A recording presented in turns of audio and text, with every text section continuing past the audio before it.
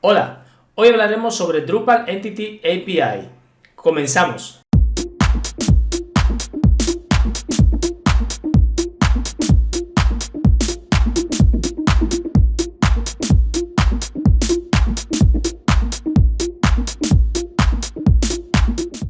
La programación orientada a objetos, OOP, Object Oriented Programming, es una manera de organizar el código que permite a los desarrolladores agrupar tareas similares en clases.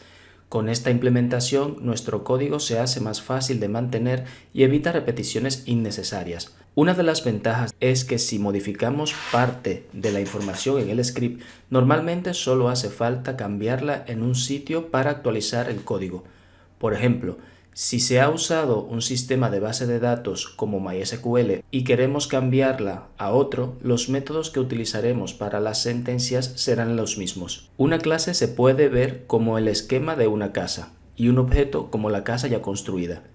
Esto significa que en la clase se define su estructura, sus medidas y características y las relaciones entre ellas, y el objeto es la casa construida con todos los datos y organización definidos en ella. Se puede construir las casas, objetos que se quieran con esa estructura, clase, y cada una tendrá sus propias familias y decoración. Para definir una clase se utiliza la palabra reservada class, seguida del nombre de la clase y dos llaves, entre las cuales se guardarán toda la información del esquema. Esta información se guarda en propiedades, así es como se llaman a las variables dentro de las clases, métodos, que serán las funciones dentro de la clase, y constantes. El nombre de la clase puede ser cualquier etiqueta válida, siempre que no sea una palabra reservada de PHP.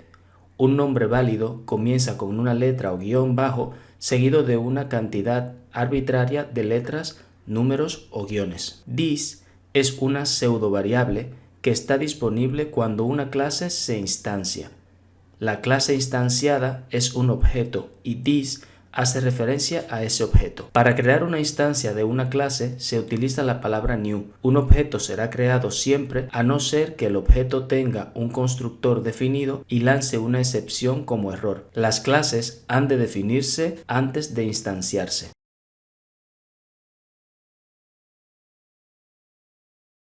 Entity System es la API para la manipulación de entidades. CRUD: crear, leer, actualizar o eliminar. La validación de entidades tiene su propia API que podría validar una entidad guardada a través de REST en lugar de un formulario, por ejemplo. En Drupal, las entidades son clases con sus respectivos métodos. Los tipos de entidad en el núcleo vienen en dos variantes: entidad de configuración y entidad de contenido. La entidad de configuración utilizada por el sistema de configuración admite las traducciones y puede proporcionar valores predeterminados personalizados para las instalaciones. Se almacenan dentro de la tabla de la base de datos de configuración común como filas. La entidad de contenido consiste en campos configurables y base y puede tener revisiones y traducciones de soporte. Las entidades de contenido se almacenan en una tabla de base de datos personalizada como filas. El nombre de la tabla es el mismo que el de la entidad de contenido, ID.